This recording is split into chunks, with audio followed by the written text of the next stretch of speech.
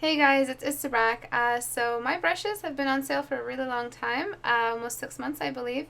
You get 4 brushes for the price of 3, but that will go back up after this week. This is the final week that I'm going to be keeping these brushes up for sale, the brush bundle.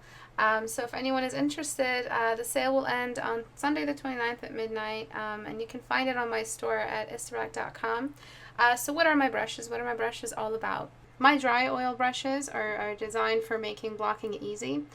With their tilt and texture, they're all designed to provide precision blocking while leaving behind a noticeable texture, like a kind of traditional finish and grain to reflect the general traditional look. Even when you're trying to blend traditionally, there's this beautiful texture that's left behind.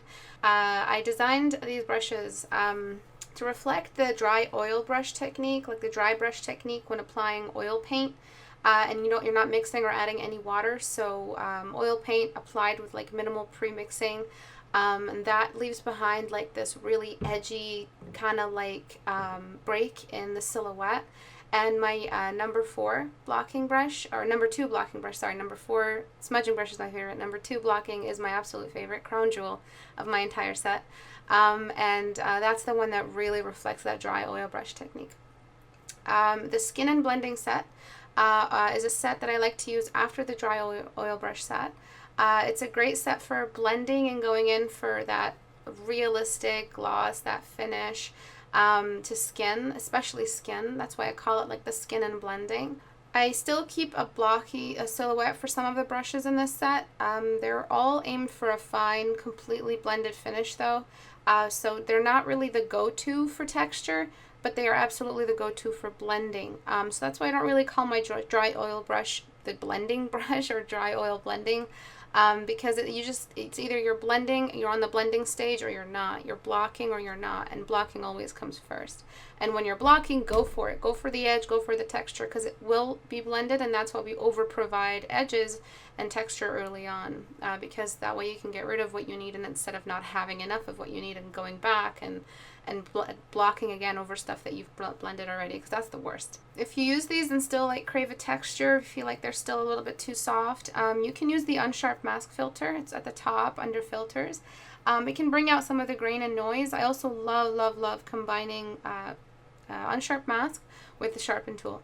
But remember the sharpen tool, try to bring down the strength of the sharpen tool and use it on a soft brush. That way you have more of a focus sharpen towards the inside of the brush and then not on the edges of the brush, because that might leave you with a really ugly layering. The next set, the smudging and blending brushes, are just, they're just, I love them. They're my babies.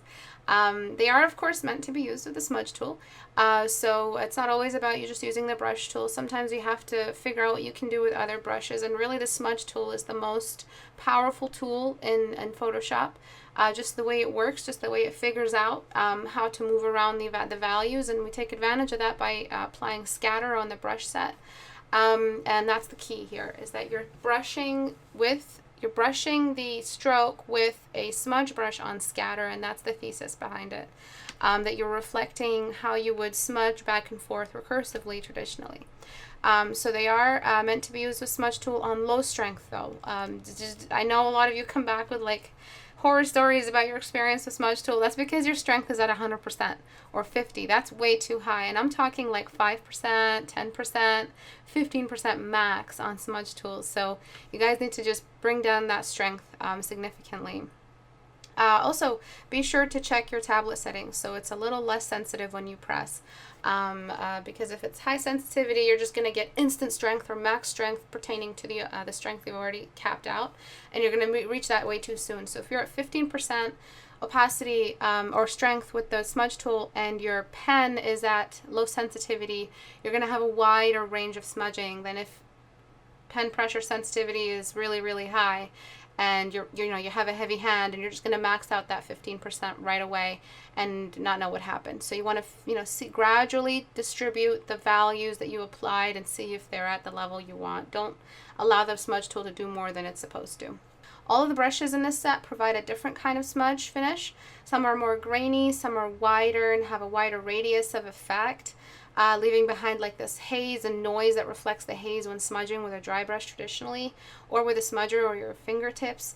I always encourage smudging at any level of the painting process, but it's especially like fundamentally significant after blocking. Becoming dependent on the eyedropper tool can set you up to be like generally dependent on digital painting and the dashboard. You want to be able to transfer some of your skills back. So blocking is a transferable skill, and smudging is a transferable skill. Reorganize, like blending in general. How do you blend? Reorganizing the paint and adhering to the form and edges you applied when blocking is a wonderful way to sculpt the painting while still being able to like reflect tonal and texture transitions.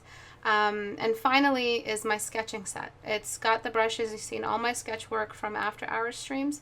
It's also got a funky like leaky pen brush I worked on for days and days, as well as some thicker and bubblier Copic marker style brushes for coloring in pencil work. I love how some of those layer. It's like you're actually using a Copic marker that is layering. That took a long time to figure out. Remember to experiment with opacity and flow and keep your elbows high, you know, all that basic stuff I talk about. You keep your wrist light when painting, pivot on your pinky if you're on your pinky. If you're on anything, pivot on your pinky when using your brush. Make sure your desk is leveling you so that your back is nice and straight and your elbows are as high as your table, or else you're just going to develop all kinds of weird knots in your shoulders and stuff like that. So a lot of the reason why these brushes are successful is based off my hand weight. Like these brushes are a reflection of my application style as it developed over the years, so I customized the brush to match the way I sit, the way I hold my brushes, what I do technically in my workflow, and everything that entails. But they can still be modified to help you develop your application style. So start off with like step one would be just copying me, so the way I sit, the way I use my brush, the way I block first, the way I extensively block, and then apply smudging. And then, you know, figure out where you sit in all of that. So change the way you may hold the brush, choose which ones are going to be your favorites. And when you buy brushes, a lot of you are under so much pressure to use all the brushes. Sometimes you're just going to use a couple. So I have like minimum 16 brushes in all of this, on all of these sets.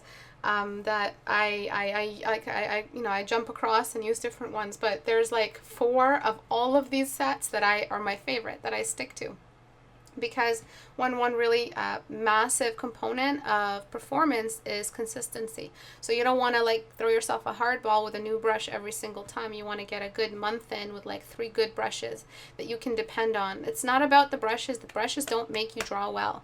They give you a good look to the finish of your work, but you're still the one who decides on the volume, on the rotation, on the perspective, on the anatomy, on the form and the light. You're the one who still has to ask the question of light direction. So these brushes don't make you paint well, but as you can see by the processes in front of you, they do help you give a good finish. They help you find edges when you need them, detail when you need them. So brushes are tools, and you're the one who's wielding the tools. So remember that, you know, it has a lot to do with your practice. And so thank you to everyone who's bought the brushes when they first came out, and for supporting the channel. And if you're interested in grabbing your copies, the sale will end on the 29th, this coming Sunday at midnight. Thank you, everyone. I'll see you all in class. Bye.